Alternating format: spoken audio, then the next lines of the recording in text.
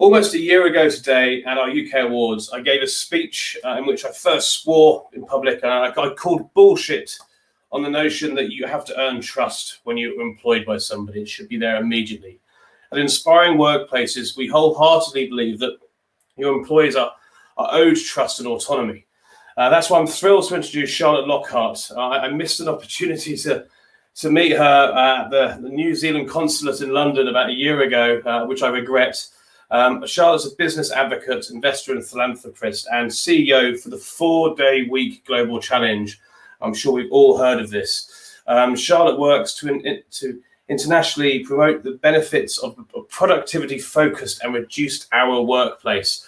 I've already told Charlotte that I'm going to be taking notes. We're wanting to move to this ourselves. So without further ado, I'm going to bring in Charlotte. Hello, thank you. All the way from New Zealand, I think, right now. Yes, absolutely. Hello, and what an exciting event to be part of. I have to say, totally one of the great benefits of the COVID environment has made us so much more digitally connected, and we can all talk to each other and listen in on some fabulous ideas. And I have to say, Matt, I'm sure you've found, and so have much of the attendees, that I've had some fascinating conversations since the lockdowns started happening in March, and as horrible as this time is, there have been some true benefits that are coming out of it, and I do hope that we can drive that. And yes, let's still make a plan to meet one day. I'm very happy to catch up with you and very happy to help you with your own reduced hour work week model. Well, despite living in Australia for 5 years, I never crossed the Tasman, so I'll try and get down to you if that's okay, rather than you come up this way. So it's fine. We travel in another life. I will be traveling again, so I might come to you, and then we can do that. Well, I'm going to leave you alone, and I will see you in about 20 minutes. So thanks very much. Okay, excellent. Hey, look, I'm super excited, and look, there are going to be question time afterwards, and I am really happy for you to all connect with me on LinkedIn, or email me at charlotte@4dayweek.com with any questions, and if you want any help with your own reduced hour work week model. So I just want to quickly start with, because I know you're all from around the world, and their attitudes towards work are quite different.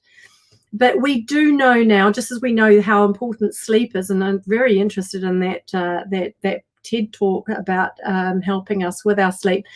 But we know that the way that we are working now isn't fit for purpose for the 21st century, and we are burning ourselves out, and we are, we're not fixing gender balance. There's so many reasons why the amount that we're working isn't fit for purpose.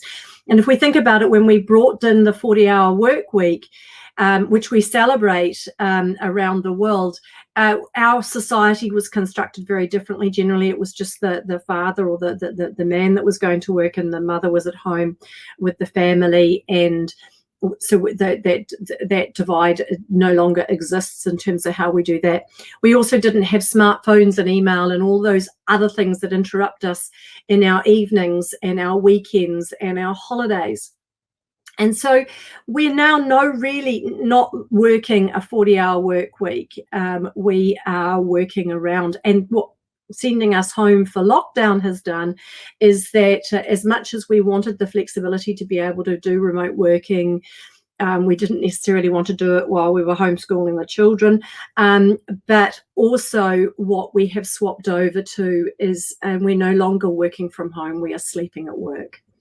And so it's important now more than ever for us to be very clear about why we are working and what work should be. And I use a phrase a lot where I say to people, just remember that we borrow our people from their lives. And so if we look at that, we're putting work in context around it. And if we're going to align 8 hours a day for sleep, then we need to make sure that we're also allowing a sufficient enough time for us to actually be the humans that we are outside of work. So, arguably the research is all in. The argument is over about whether we are working too long. So how do you do a reduced hour work week? And I think that's one of the most exciting things about what I get to do. I get to help and talk to people around the world around how to find the ways to reduce their hours of work. So those of you who have not read Andrew's book, so the 4-day week is the book is called unimaginatively by Andrew Barnes. For those who haven't heard our story around the 4-day week started with a question Andrew had in his mind about the productivity in our business. So we didn't start this journey going, oh, hey, our people work too hard. Let's be nice employers. We started with the question of, is productivity in our business as good as it should be? And if it isn't, how would we know? And how would we fix that? And so Andrew came up with the idea of suggesting to our staff that if they could improve their productivity, we would pay them with that time off instead.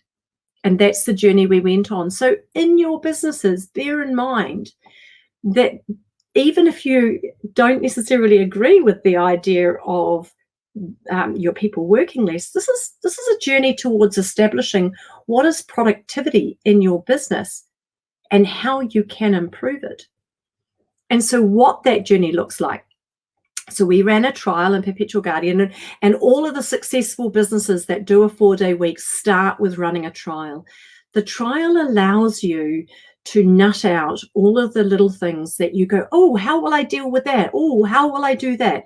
Those things are all established in the trial, and the trial needs to be employee-led. Let your people help you with this. They will find all of the productivity hacks. They will find the ways to do their jobs faster, more productively, so they can go home to the things that matter to them the most. And so, run a trial.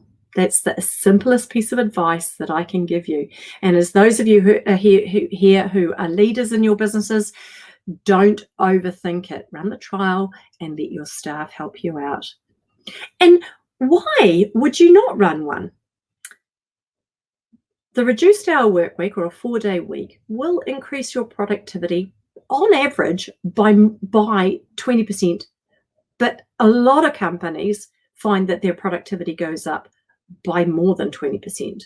And if I came into your business and said, hey, I've got this great idea, I can increase your productivity by 20%, you would think that I had a piece of software or I had some sort of business system that you would pay me lots of money to help me do that. But actually, what I'm saying is send your people home. Let them be the humans that they are supposed to be. So if we're going to increase our productivity by 20%, why wouldn't you do it? And if you were just going to run it as a trial, that's a safe place for you to decide to do that. Because let's face it, if the trial doesn't work, and I promise you it will, if it doesn't work, you're no worse off. Well, actually, you're better off because you've now got productivity measures that you can put into your business that will help you measure and improve your productivity, even if you don't reduce your hours. But again, why wouldn't you? You're employing your staff to give you an amount of productivity, whether you're measuring it now or not, and you're asking them to do that over 5 days.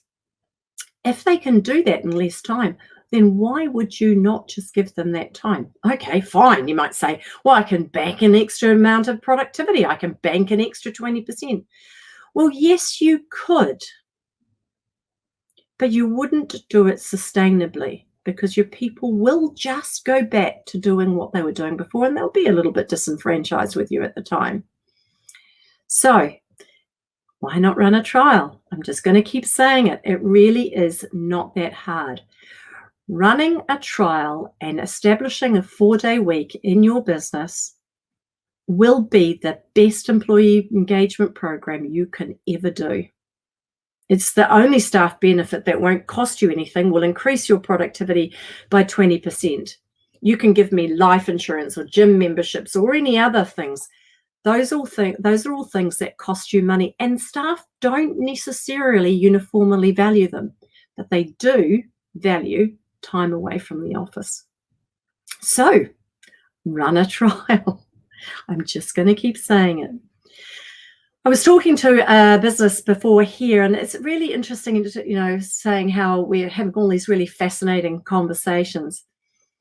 And one of the chaps there, and I have to admit they were Americans, and Americans do have a different attitude towards work than many of us do.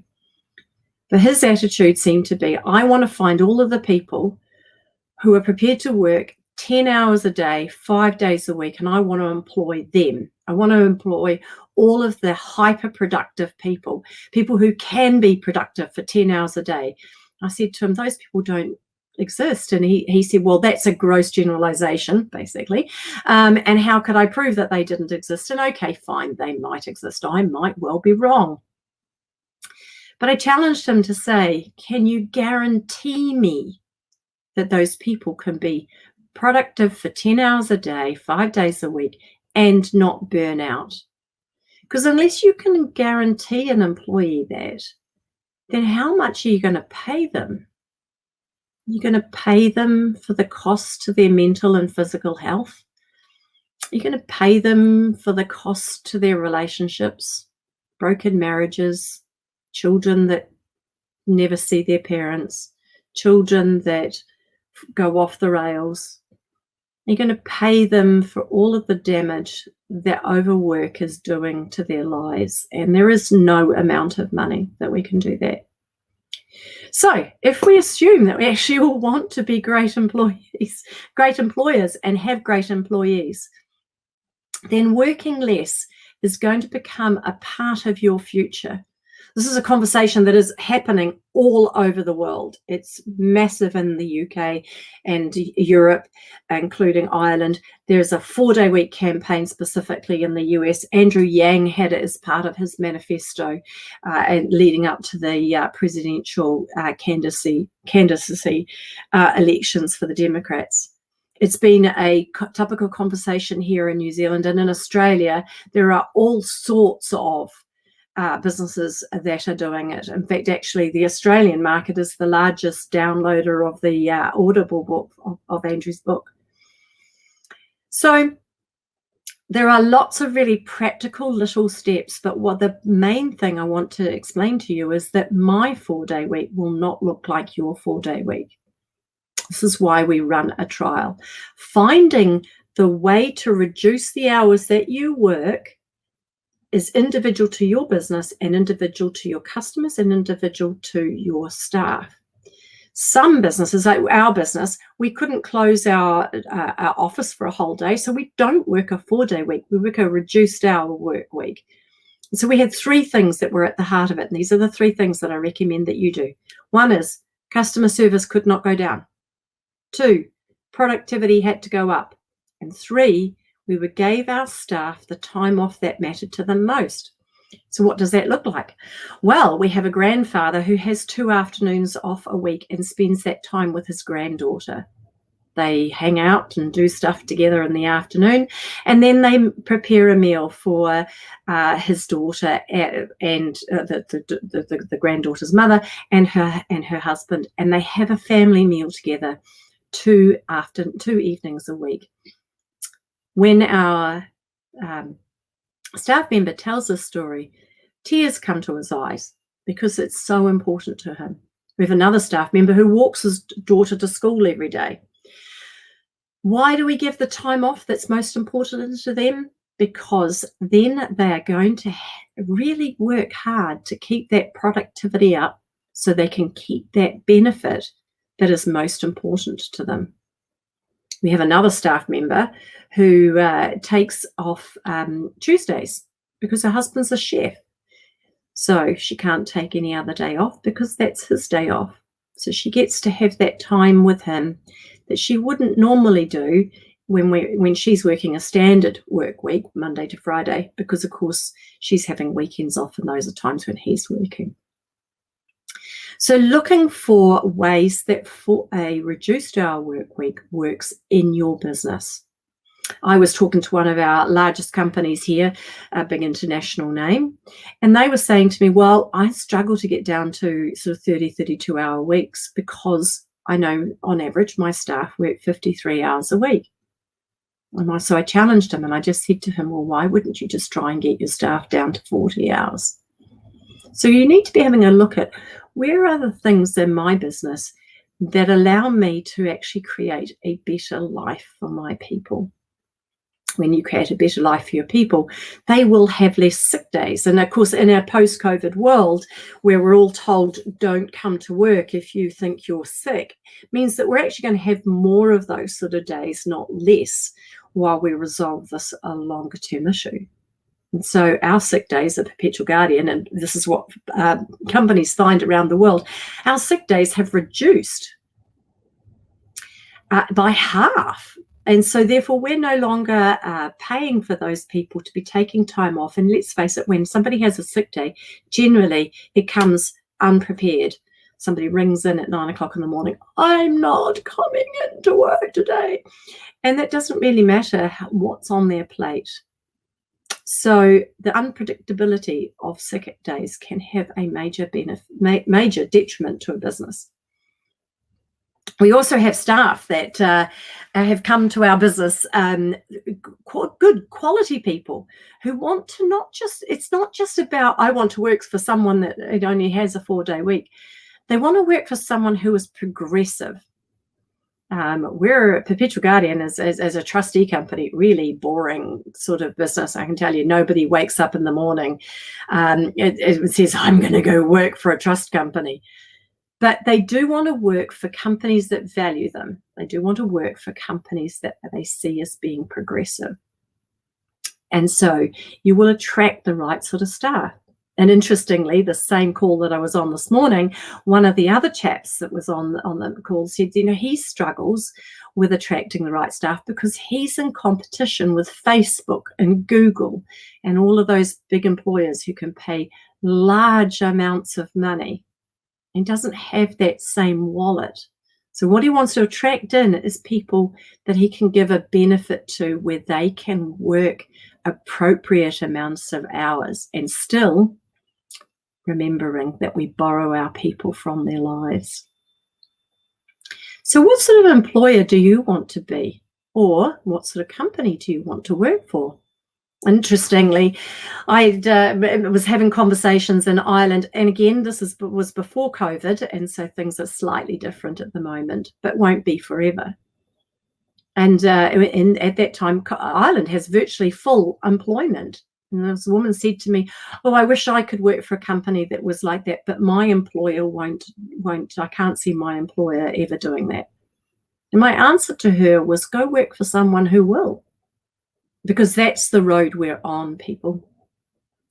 If you're not going to go down this road, we will end up in a world where we are working less. And as a business, you just need to decide, is that going to be my business at the front of this or my business at behind? And one of the things Andrew often says is, your biggest risk is actually your competition brings in this before you do. And so one of the other questions that people ask me is, how do I measure productivity? Now, and remember where I started with this, that was the question that we were asking ourselves in our business. That's at the heart of it. This is a program that will help you measure productivity. One of the other questions people ask is, what if people go back to the way they were working before? Again, this is a productivity focused commitment. People are being given the benefit that they value the most, and they're going to fight to keep it. Another question is, well, if I can get the extra productivity in 4 days, why wouldn't I apply it over 5? You're not giving people the benefit that will mean that they will keep it. I had another question people ask is, would we end up with any workplace bullying if people are, or how do we, how would we, what if productivity starts to slip? What are you doing about workplace bullying now? What are you doing if productivity slips now? A lot of the questions that people ask in their heads and in their minds is actually business problems that they have now. So this is a program that helps you address some of those problems. We had some people leave when we brought in the 4-day week. Why did they leave? They didn't want to be measured for their productivity. They didn't want to be accountable to why they came to work. Those people were in our business at the time. They're not in our business now. And those are the people that you probably already know exist in your business. You just haven't done anything about helping them with that. So I challenge you. This is an exciting time that we have with having our workplace disrupted by the stay home and work program. So I challenge you to drive forward and look at what are the ways that I can take this kickstart and drive better productivity into my business, but also be a great employer and a great place to just be a great employer, be a fabulous employer, but still not losing any money, still driving that productivity forward. It is a win-win. The trial, remember, just run a trial. The trial is the safe space. It's safe for your staff. It's safe for you. It's safe for your shareholders and your board. It's a safe place to work through what the program will look like. Let's look at some of the companies that have done this. We've got Microsoft in Japan, who ran a very successful trial. We've got Unilever here in New Zealand. Now, they are running a 4-day week trial for a whole year here in New Zealand, where we can help them and where it's a controlled environment, because they're interested in how this will roll out in other areas of their business throughout the world. They recognize that a reduced hour work week is unlikely to be something that they can offer everywhere. And some businesses may find that that is the program that they end up on, where they have reduced hours working over here, but they have some other staff benefit over here. It will be easier to bring out in some parts of your business than it will be in every part of your business. It doesn't mean that you shouldn't try. There was a company in the UK who decided that they weren't going to go down the 4-day week avenue. They said that they described it as being too operationally complex. I promise you it's not. By running a successful trial, you will find the ways to make it operationally possible. And it might be that you close your office for a whole day. It might be that you work until 3 o'clock in the afternoon, 5 days a week. It might be even that you need an extra shift and you employ more people. But just as you might have to employ more people because there might be a case where you are covering time, if you have increased the productivity of your people when they're there, it doesn't matter, because everyone in your organization is driving forward a productive outcome, and they're providing a productive outcome at that higher amount. And so it's irrelevant how many people you end up employing, because they're all providing you with that increased productivity, and the numbers work. There are law firms doing 4-day week. There are farmers doing 4-day week. There are care agencies doing 4-day week. There are manufacturing organizations doing 4-day week. There are schools. All of the places where people often say, oh, it'll never work in my industry. And I think that that's a bold claim when people say that. You know, it will never work. And that's sometimes people can be very condescending. Oh, that's very nice for you, but that would never work in my industry. I'm fine if you think it won't work in your business. Making a call for someone's entire industry, bold move. And if it won't work in your business, why won't it work in your business? There's that old phrase, which is often attributed to Henry Ford, but I don't think there's any evidence that it was him. Whether you think you can or whether you think you can't, you were right. So those of you sitting there who say, oh, it'll never work in my business, you are right. But those of you who are curious and think, oh, I think I could probably make that work, or I'd like to at least try, then those are the people I want to speak to. Give me a call message me, find out how it is, download Andrew's book, read, and there's a white paper on our website, 4dayweek.com. Find out what are the steps that you need to look at and make sure that you're on the right side of where this program goes in history. So I think I'm pretty much getting to the end of my my time. I know that there will be questions, and I really do want to hear from anyone who has something that is important. Andrew and I offer, it's free. Just give us a call. We won't charge you anything. We are happy to help you with anything that you need. Download the book. Read the white paper, which is on our website. Start your own story to where the future of work is going. I got told off the other day for saying the future of work isn't going to look like what we have now, as if that's some sort of oxymoron. It's not. We need a future of work that allows us to be the humans that we are supposed to be. It's going to give us time for our mental and physical health, time with our families, which will heal a lot of the social ills that we have. It will allow us to have better gender balance in the workplace. It will be better for the environment. It will give us time to work in civic and charitable duties. All of the things that we've let time take over. Work take over. We've allowed work to get out of place. And so now we need to put it back in its place so that we can have a healthy body, mind, society, and planet. Thank you so much, Charlotte.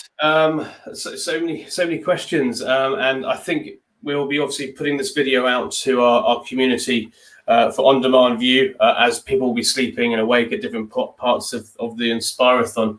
I just had a couple of questions, really, following up. Is there any reason not to go to a 4-day week? No.